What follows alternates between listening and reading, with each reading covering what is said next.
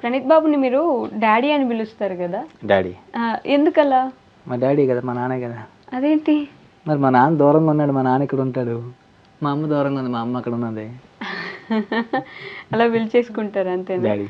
కానీ ఈవిడ మటుకు మా అందరికి అక్క. ఇంటి మొత్తానికి ఈవిడే. ఎందుకలా? ఈవిడదే రూల్స్ అన్ని.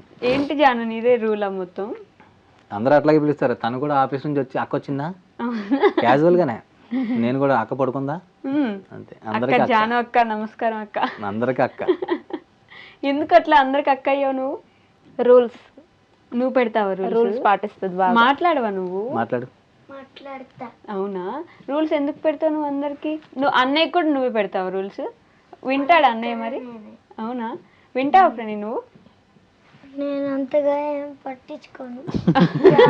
పిలుస్తారు అక్క అని పిలవకుండా. అవునా? అక్క కాదులే, చెల్లె అవుతావు నువ్వు. మాకంటే అక్క, నువ్వు రూల్స్ పెడతావు కాబట్టి. ప్రణయ్ నేను ఎందుకు అక్క అని పిలుస్తాడు? చెల్లి కదా నువ్వు ప్రణయ్కి కదా. కానీ అక్కలా రూల్స్ అన్ని పెడతదని. రూల్స్ పెడితే నేను అక్క అని పిలవాలా? చూడదు ఎలా చూస్తున్నాడు. నువ్వు పట్టించుకోవా రూల్స్? ఎందుకు? నాకు అవన్నీ చెప్పి అర్థం కావు, ఏవో చెప్తూ ఉంటాయి, అలా చెయ్యి ఇలా చేయని.